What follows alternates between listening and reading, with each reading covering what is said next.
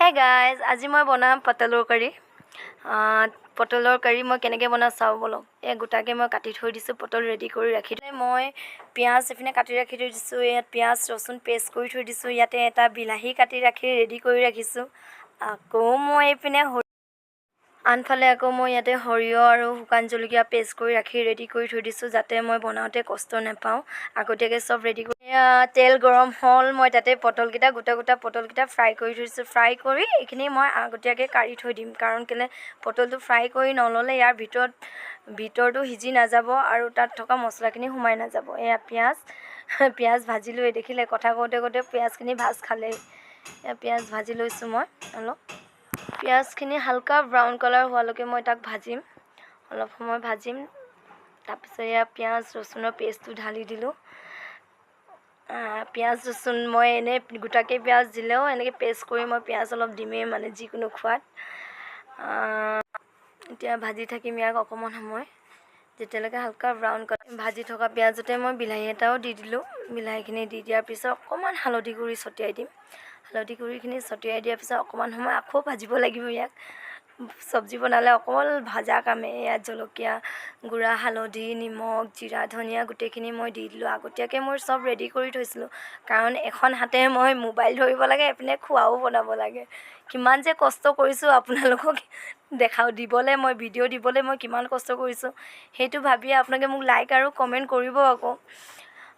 ইয়াতে মই এইখিনি ভাজিম আৰু এতিয়া খুব সময় বিলাহীখিনি গলি নোযোৱালৈকে মই ভাজি থাকিম তাক। ভাজি তাৰপিছত মই যোনখিনি সৰিয়হ পেষ্ট কৰি ৰাখিছিলোঁ, সেই সৰিয়হ পেষ্টখিনি মই ইয়াতে ঢালি দিম। ঢালি দিয়াৰ পিছতে তাকো মই খুব অকণমান দেৰি ভাজিম, কাৰণ কেলৈ পেষ্টখিনিও আমি খুব মতে ভাজিম, কাৰণ কেলৈ আমি মছলাটো ৰেডি কৰিব লাগিব আগতীয়াকৈ। ইয়াক খুব মতে ভাজি যাতে বিলাহীখিনিও গলি যায়, আমাৰ মছলাটোও ৰেডি হৈ যায়, এইপিনে পিঁয়াজখিনিও গলি যাওক। অলপ সময় ভাজিম ইয়াক। মতে ভজাৰ পিছত আমি ইয়াতে অকণমান পানী ঢালি দিম। প্ৰথমতে মছলাটো ৰেডি হ'বলৈ আমি অকণমান ইয়াতে আমি পানী ঢালি দিলোঁ। এইখিনি অকণমান সিজিবলৈ দিম মছলাখিনি। আমি পানী ঢালি দিলোঁ। মছলাখিনি অলপ উতলক, ঠিকছে উতলক। অলপ মছলাখিনি এতিয়া উতলিবলৈ অকণমান দেৰি সময় আমি হিলাই থাকিম ইয়াকে। মছলা ৰেডি হৈ আছে আমাৰ। শুকাইছে দেখিছেনে? আকৌ আমি ইয়াত অলপ পানী ঢালি দিম। পানী ঢালি দিয়াৰ পিছত ইয়াৰ গ্ৰেভিটো আমি ষ্টাৰ্ট কৰিব লাগিব। গ্ৰেভিটো আমাক যাতে অলপ জুলীয়া হয়, যাতে আমি ইয়াত ঢালি দিয়া পটলখিনি যেতিয়া আমি ঢালি দিম, মছলাখিনি ভিতৰলৈকে যায় আৰু পটলটো ভালকৈ সিজি যায়। সেয়া পটল ঢালি দিয়া হ'ল। আকৌ পানী অলপ ঢালি কেনে আমি ইয়াক উতলাম।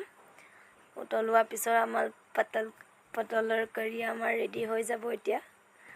তেনেহ'লে কেনেকৈ পালে ভিডিঅ'টো? যদি ভিডিঅ'টো চাই ভাল পালে লাইক, কমেণ্ট, শ্বেয়াৰ আৰু বেল আইকনটো প্ৰেছ কৰি দিব।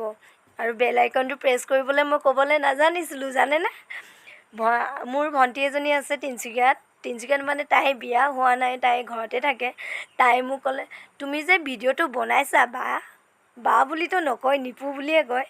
তুমি যে ভিডিঅ'টো বনাইছা, তাত ভিডিঅ'টো বনাওঁতে তুমি যে কোৱা নাই কিয় বেল আইকনটো প্ৰেছ কৰি দিবলৈ? তো মই কি ক'লোঁ, বেল আইকনটো প্ৰেছ কৰিবলৈ কেনেকৈ ক'ম? ষ্টিৰেদি প্ৰেছ কৰিবলৈ ক'ম নে হাতেদি বুলি কয়? তেনেহ'লে ভিডিঅ'টো চাই কেনে পালে?